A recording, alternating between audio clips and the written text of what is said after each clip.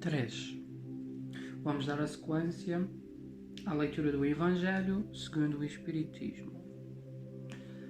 3. Notícias históricas. Para bem compreendermos certas passagens dos Evangelhos, é preciso conhecer o valor de muitas palavras que são frequentemente empregadas e que caracterizam os costumes e a sociedade judaica naquela época. Essas palavras, não tendo para nós o mesmo sentido, foram muitas vezes mal interpretadas e por isso geraram algumas incertezas. A compreensão de sua significação explica também o sentido verdadeiro de certas máximas que parecem estranhas numa primeira abordagem. Samaritanos. Após o cisma das 10 tribos, Samaria tornou-se a capital do reino dissidente de Israel. Destruída e reconstruída em várias ocasiões, ela foi, sob o domínio romano, a sede administrativa da Samária, uma das 4 divisões da Palestina. Herodes, chamado o Grande, embelezou-se com suntuosos monumentos e para homenagear Augusto, deu-lhe o nome de Augusta, em grego, Sebasta. Os samaritanos estiveram quase sempre em guerra com os reis de Judá, uma aversão profunda que datava da época da separação perpetuou-se constantemente entre os dois povos que se esquivavam de qualquer relação recíproca.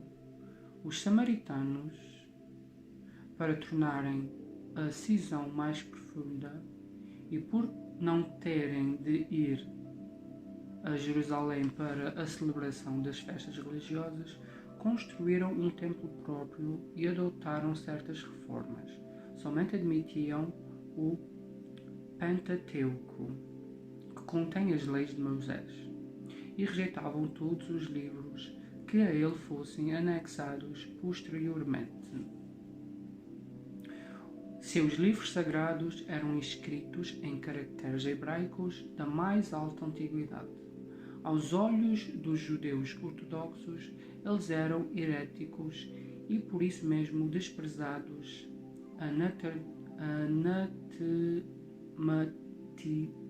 anatematizados e perseguidos.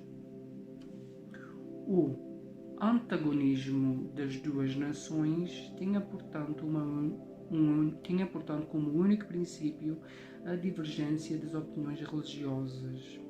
Embora as suas crenças tivessem a mesma origem, eram os protestantes desse tempo.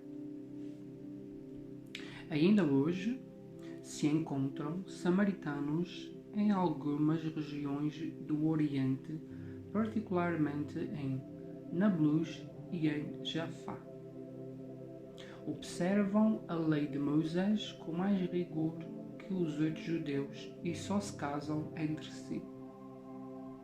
Nazarenos, nome dado na antiga lei aos judeus que faziam votos, seja por toda a vida ou por algum tempo, de conservar-se em pureza perfeita. Adotavam a castidade, a abstinência das bebidas alcoólicas e não cortavam os cabelos. Sansão, Samuel e João Batista eram nazarenos. Mais tarde, os judeus deram esse nome aos primeiros cristãos, por alusão a Jesus de Nazaré.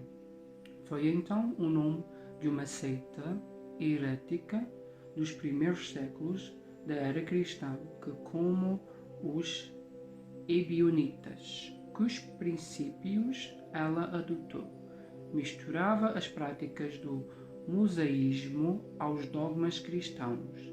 Essa seita desapareceu no IV século. Publicanos eram assim chamados em Roma os cavalheiros arrendatários das taxas públicas, encarregados da cobrança dos impostos e das rendas de toda a espécie, fosse em Roma ou em outras partes do Império.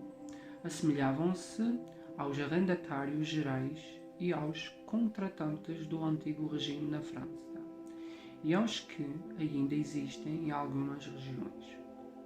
Os riscos a que estavam sujeitos faziam que se fechassem os olhos no seu enriquecimento, que para muitos era produto de cobranças e de lucros escandalosos.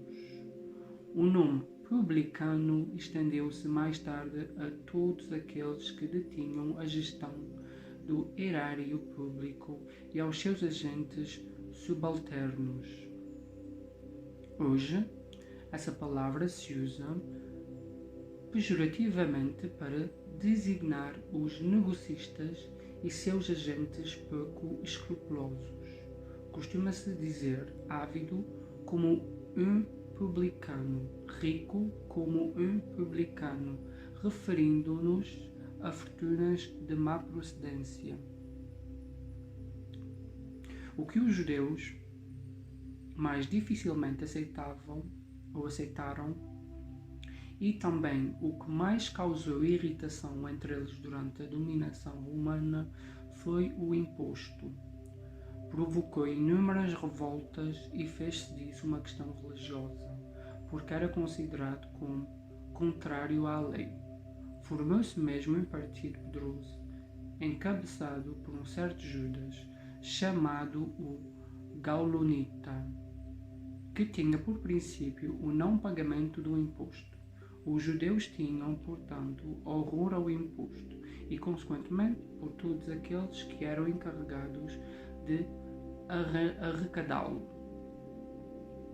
Daí a sua aversão pelos publicanos de todas as categorias, entre os quais podiam encontrar-se pessoas muito estimáveis, mas que, em razão de suas funções, eram desprezadas, assim como aqueles de suas relações e que eram vistos com a mesma repulsa. Os judeus bem considerados acreditavam comprometer-se tendo relações pessoais com eles.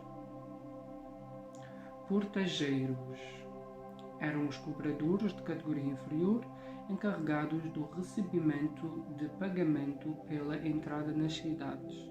Suas funções correspondiam mais ou menos à dos aduaneiros e dos cobradores de taxa sobre mercadorias. Sofriam também a reprovação aplicada aos publicanos em geral. É por essa a razão que encontramos frequentemente no Evangelho o nome de publicano ligado à designação de gente de má vida. Essa qualificação não significava dissolutos ou vagabundos. Era uma expressão de desprezo, sinônimo de pessoas de má companhia, indignas de conviver com gente de bem. Fariseus. Do hebraico parush, divisão, separação. A tradição formava uma parte importante da teologia judaica.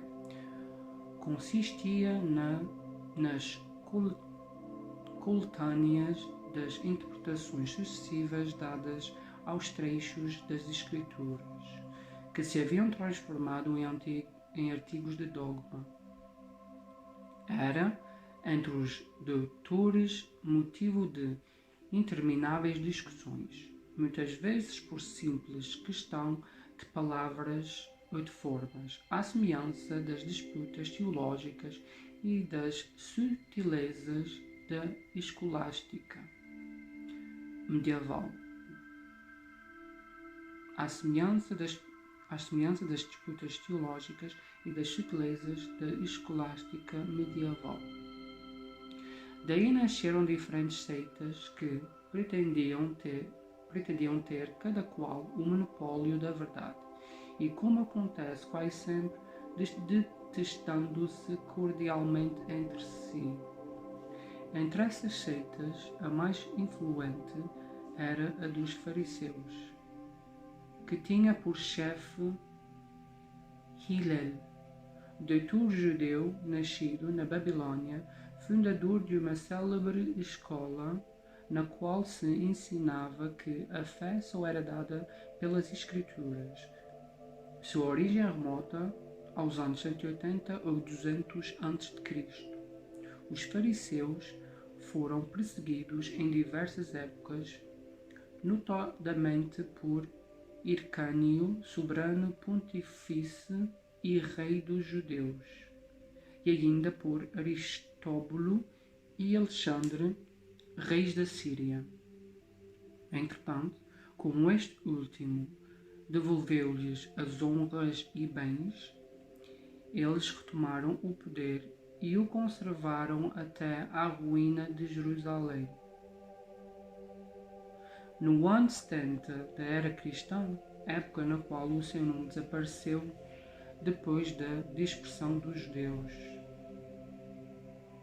os fariseus tornaram parte ativa nas controvérsias religiosas, servis observadores das práticas exteriores do culto e das cerimônias, ardorosamente proselitistas, inimigos das inovações, mostravam grande severidade de princípios, mas, sob as aparências de uma devoção meticulosa, escondiam hábitos dissolutos, muito orgulho e, sobretudo, excessivo desejo pela dominação. A religião para eles era mais um meio de subir do que propriamente objeto de fé sincera, ou objeto de uma fé sincera. Eles tinham apenas as aparências e a ostentação de virtudes, embora, com isso, exercessem uma grande influência sobre o povo aos olhos de quem passavam por santos personagens. Eis porque eram tão poderosos em Jerusalém.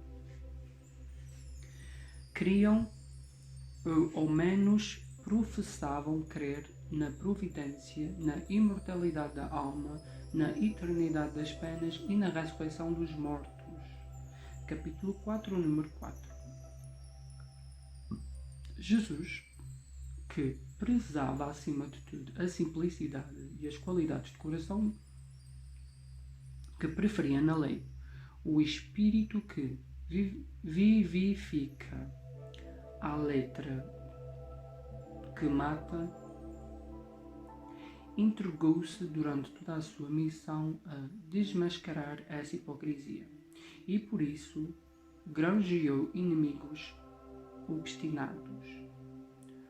Foi por isso que eles se ligaram aos princípios dos sacerdotes para levantar o povo contra Jesus e fazê-lo sacrificar. Escribas, nome dado a princípio aos secretários dos reis de Judá e alguns intendentes dos exércitos judeus. Mais tarde, essa designação foi aplicada especialmente aos doutores que ensinavam a lei de Moisés e interpretavam ao povo. Faziam causa comum com os fariseus, com os quais dividiam os princípios e a aversão aos renovadores. É por isso que Jesus também os envolve na mesma reprovação. Sinagoga, do grego synagoge, assembleia, congregação. Havia na Judeia apenas um templo, o de Salomão, situado em Jerusalém, onde se celebravam as grandes cerimônias do culto. Para lá iam todos os anos os judeus em peregrinação, para as festas principais, como as da Páscoa, da Dedicação e dos Tabernáculos. Foi nessa época que Jesus ali fez diversas incursões. As outras cidades não tinham templos, mas sinagogas, onde os judeus se reuniam nos dias de sábado para orar em público sob a orientação dos anciãos, dos escribas e dos doutores da lei. Nesse local se faziam também as leituras dos livros sagrados, seguidas de comentários e explicações. Todos podiam tomar parte e foi por isso que Jesus, sem ser sacerdote, ensinava nas sinagogas aos sábados. Após a ruína de Jerusalém e a dispersão dos judeus, as sinagogas nas cidades em que passaram a residir servem-lhes de templo para a celebração do culto.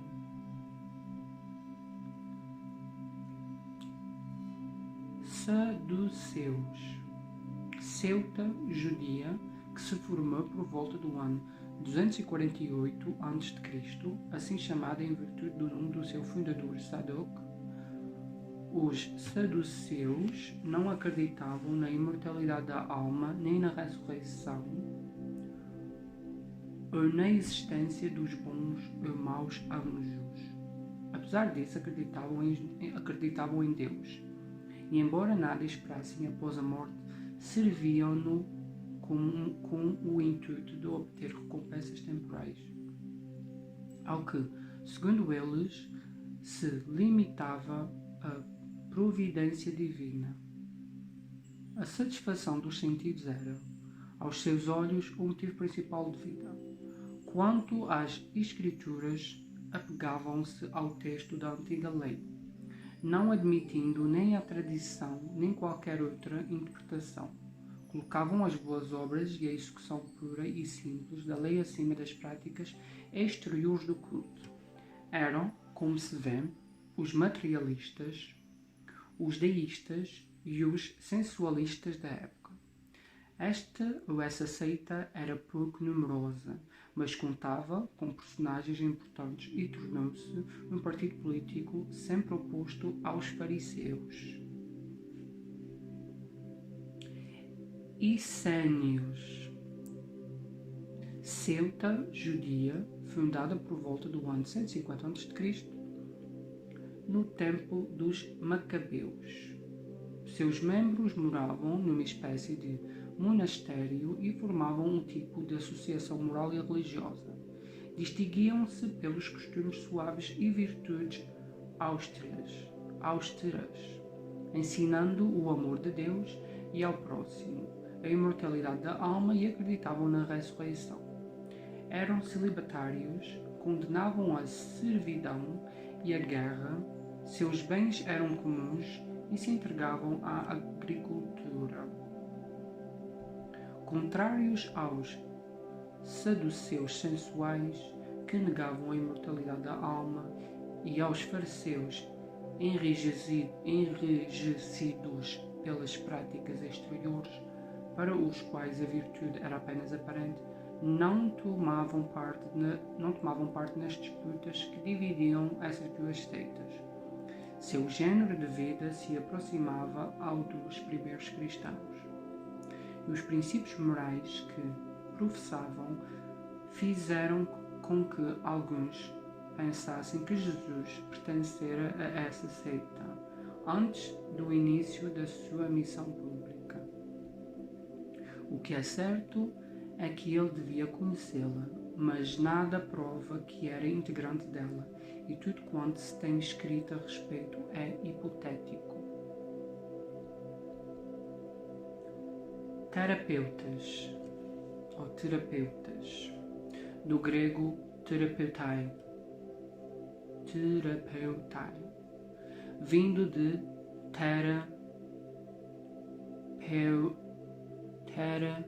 terapeuon, acho que é assim que se diz. Servir, tratar. Quer dizer servidores de Deus ou curadores.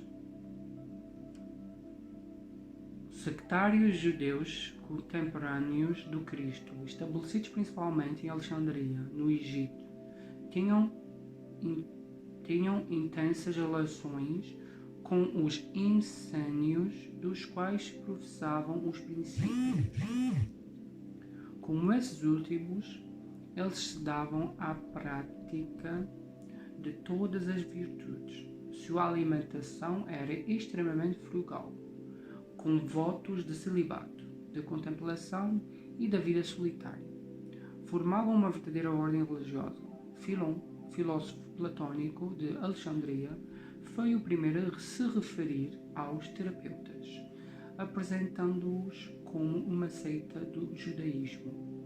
Eusébio, São Jerônimo e outros pais da Igreja pensavam que eles eram cristãos, judeus ou cristãos.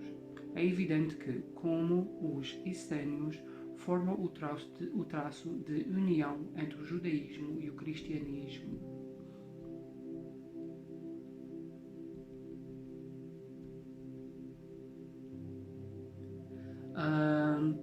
A morte de Jesus,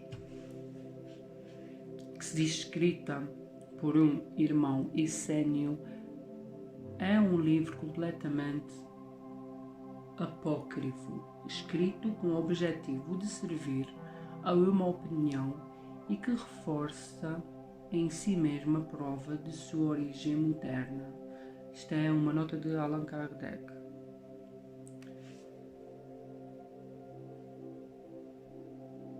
Hoje ficamos por aqui e vemo-nos na próxima leitura.